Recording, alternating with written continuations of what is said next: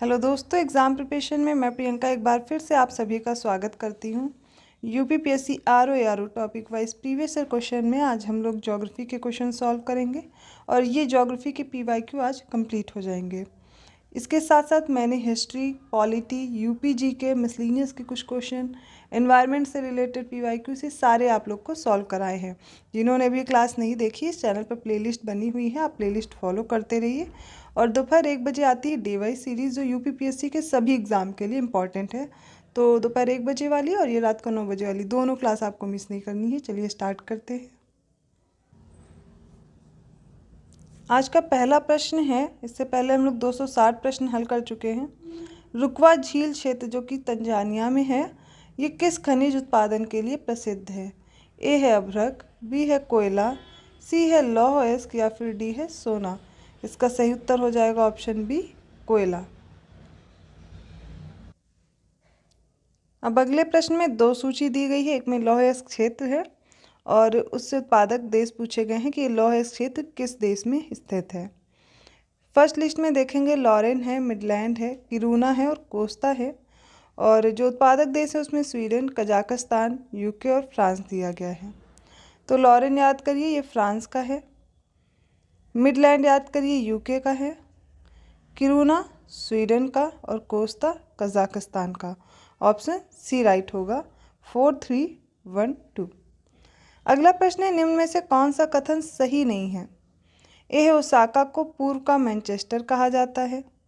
B है Japan के सभी लोहा इस्पात उद्योग केंद्र दक्षिणी तटीय क्षेत्रों में स्थित हैं। सी है जापान का उत्तरी होन्शू क्षेत्र सूती वस्त्र उद्योग के लिए प्रसिद्ध है। और डी है पूर्वी एशिया में जापान जलयान निर्माण उद्योग में अग्रणी है। तो यहाँ पर बाकी के 3 करेक्ट दिए गए कथन, ये दूसरा ऑप्शन जो है जापान के सभी लोहा इस्पात उद्योग केंद्र दक्षिण तटीय क्षेत्रों में दिया गया है, ये ऑप्शन आपको, ये स्टेटमेंट गलत दिया गया, ऑप्शन बी राइट होगा। नेक्स्ट क्वेश्चन है, निम्नलिखित में से कौन सा प्रदेश लैप्स जनजाति के लिए प्रसिद्ध है? ए है अलास्का, बी है स्कैंडिनेविया, सी है ग्रीनलैंड और डी है आइसलैंड।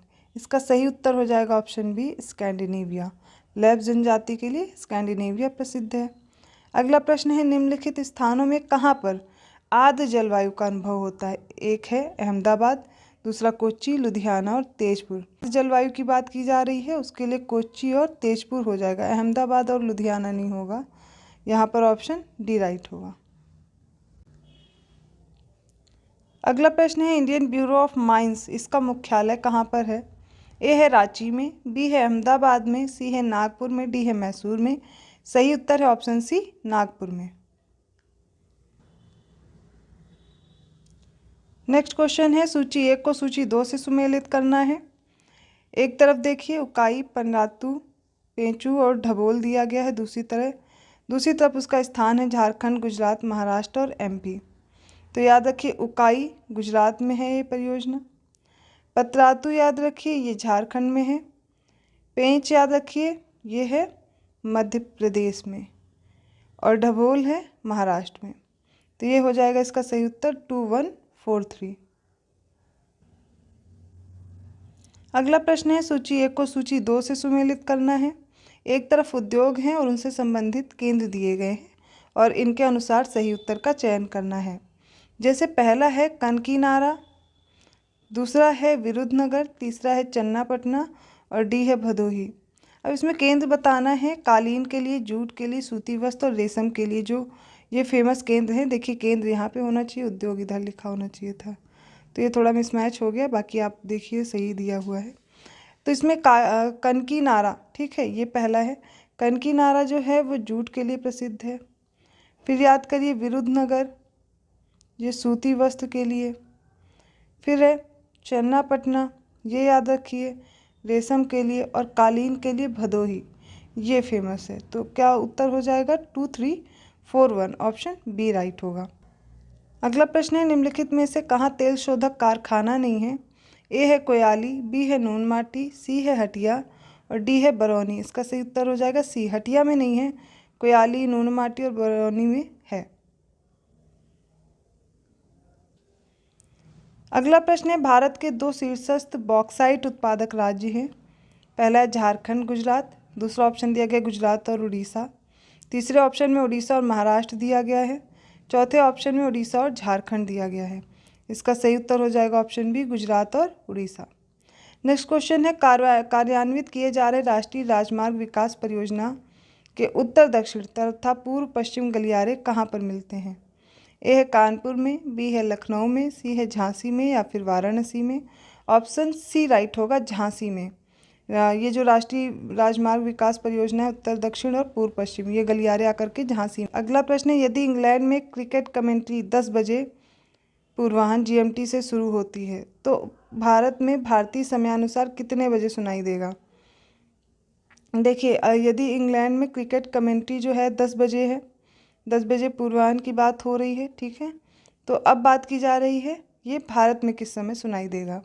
तो इंग्लैंड का जो समय या GMT लाइन का जो समय है उसके अनुसार भारत का समय कितने घंटे आगे है? 5.5 घंटे आगे होता है। कैसे होता है ये मैं आपको समझाती हूँ। कॉन्सेप्ट समझिए, फिर अपने आप सॉल्व कर लोगे। ये है पृथ्वी, ये अपने अक्ष पर, ये वैसे तो 23.5 डिग्री झुकी हुई है, लेकिन बस कॉन्सेप्ट समझिए। ये जब अपने पृथ्वी जब पूरा चक्कर लगाती है एक दिन का, तो कितना घूमती है? एक दिन में या 24 घंटे में 360 डिग्री घूमती है। कितना? 360 डिग्री। एक गोला कितना होता है? 360 डिग्री का होता है। तो ये अपने अक्ष पर 360 डिग्री घूमती है। कितने समय में? 24 घंटे में। अब इसको डिवाइड करेंगे तो कितना आएगा? 15 आ जाएगा। कितने डिग्री आ जाएगा? 15 डिग्री। कब? 1 घंटे में। अगर 1 घंटे में पूछा जाए कितना घूमती है तो कैसे आएगा? 360 डिग्री को 24 घंटे से डिवाइड कर दीजिए। आ गया ना? कितना आ गया? 1 घंटे में 15 डिग्री घूमती है। तो 1 डिग्री घूमने में कितना वक्त लेगी? ये देखिए, 1 डिग्री घूमने में कितना लगेगा? तो आप क्या करोगे? 1 घंटे को 15 डिग्री से डिवाइड करोगे। अब 1 घंटे में कितने मिनट होते हैं? 60। ठीक है, 60 मिनट होते हैं। तो 15 4 जा 60, कितना आ गया? 4 मिनट। तो 4 मिनट में कितने घूमती है? 1 डिग्री घूमती है। 4 मिनट में 1 डिग्री। ये आपको कंफर्म हो गया। अब कहीं का भी टाइम पूछा जाए, अब देखिए मैं आगे एक क्लियर पेज में आपको बताती हूँ। तो समझिए, सबसे पहले क्या है कि एक दिन में 360 डिग्री घूमती है। कितने? 24 घंटे में। तो 1 घंटे में निकालने के लिए 24 से डिवाइड कर देंगे। कितना आ जाएगा? 15 डिग्री घूमती है 1 घंटे में। तो 1 डिग्री घूमने में कितना टाइम लेगी? आप ऐसे निकाल सकते हो, या 15 डिग्री तो पता ही है आपको 1 घंटे में लगता है। तो ये हो जाएगा, देखिए 1 घंटे में 15 डिग्री घूमती है। 1 घंटे में कितने मिनट होते हैं? 60। कितना हो जाएगा? 4 मिनट में 1 डिग्री घूमती है। अब देखिए, जो मानक समय रेखा है उसको 0 डिग्री मान लीजिए, और अपनी जो मानक समय रेखा है इंडिया की वो कितनी है? 82.5 है। अब इसका 4 से मल्टीप्लाई कर दीजिए, है ना? क्यों? क्योंकि क्या है, 4 मिनट लगता है ना, और कितनी है ये? 82.5 डिग्री है। तो डिग्री को इतने मिनट से मल्टीप्लाई कर दीजिए, आंसर आ जाएगा आपका। यहाँ पे आंसर आएगा 5.5 या फिर 5.5 जो आएगा, तो कितना हो जाएगा? 5.5 घंटा हो जाएगा। तो भारत की जो मानक समय रेखा है और जो GMT लाइन है जिसको 0 डिग्री बोलते हैं, वहाँ से कितने समय का डिफरेंस आएगा? 5.5 घंटे का। मल्टीप्लाई करके देख लीजिए, ठीक है। यहाँ पर हम लोग देखेंगे, अब जिन्हें मल्टीप्लाई करना नहीं आ रहा वो भी देख लें। यहाँ पे आएगा 330, 4 से मल्टीप्लाई करने पे, फिर उसको आप क्या करेंगे? 60 से डिवाइड करेंगे, ठीक है। तब आ जाएगा कितना? 5.5 घंटे। घंटे निकाले ना तो मिनट में आएगा। तो हो गया ना 5.5 घंटे। अब आप अपना देख लीजिए क्वेश्चन। अब देखिए, इस प्रश्न में दिया गया है 10 बजे पूर्वाह्न, मतलब कि 10 AM है, ठीक है। अगर मैंने PM बोला हो तो माफ़ कीजिएगा, पूर्वाह्न दिया गया है। तो GMT पे कितना है? 10 AM है। अब इसमें क्या करिए? 5.5 घंटे, क्योंकि भारत की मानक समय रेखा के अनुसार मैंने बताया ना 5.5 घंटे आगे है। तो आपको क्या करना है? 5.5 ऐड करिए, कितना हो जाएगा? 15.5, है ना। तो 15.5 किसको बोलते हैं? 13.5 को, मतलब माफ़ कीजिएगा 3.5 को बोलते हैं, ठीक है। 15 मतलब 3 होता है। आप काउंट कर लीजिए, 5 ऐड करिए, 10 के बाद आप देखेंगे 11 12 1 2 3, 5 घंटे हो गए और 3.5 बच जाएगा। लेकिन अब आप लोग को कन्फ्यूज़न होगा, यहाँ पे तो खैर एक ही आंसर दिया गया है, अपराह्न। अदरवाइज़ आप कन्फ्यूज़ हो जाते तो क्या होगा? PM। अगर AM है तो 12 बजे के बाद PM हो जाता है ना, क्या हो जाएगा? 3:30 PM। अब आसानी से निकाल लेंगे। देखिए आपको कहीं का भी समय पूछा जाए, आप GMT से कैसे निकालोगे? बस जितने भी डिग्री दिए गए हैं, जितनी भी डिग्री का डिफरेंस है, बस उसको 4 से मल्टीप्लाई कर दीजिए, 60 से डिवाइड कर दीजिए, आंसर आ जाएगा। ठीक है, चलिए अगले प्रश्न की ओर बढ़ते हैं।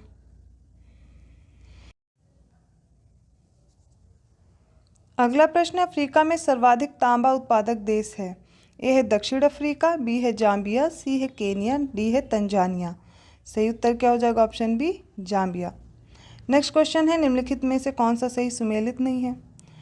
तो इसमें दिया गया है बोलीविया टिन के लिए प्रसिद्ध है, ब्राज़ील लौह अयस्क के लिए, मैक्सिको चांदी के लिए, और पेरू जो है, पेरू ये सोरा के लिए दे दिया गया है।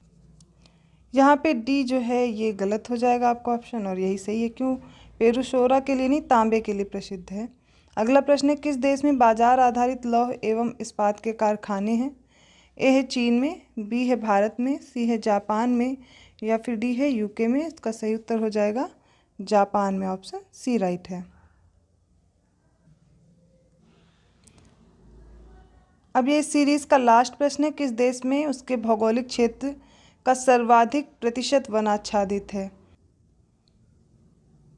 ए है चीन, बी है भारत, सी है इंडोनेशिया, डी है जापान, और इसका सही उत्तर क्या होगा? Option D, Japan. तो यहाँ तक हमने ज्योग्राफी के जो इम्पोर्टेंट क्वेश्चन है प्रीवियस ईयर क्वेश्चन के, वो सारे प्रश्नों को हल कर लिया है। आई होप अब आपको पता लग गया होगा कि कैसे प्रश्न पूछे जा रहे हैं, या इनमें से कोई रिपीट होता है तो अब गलत नहीं होना चाहिए।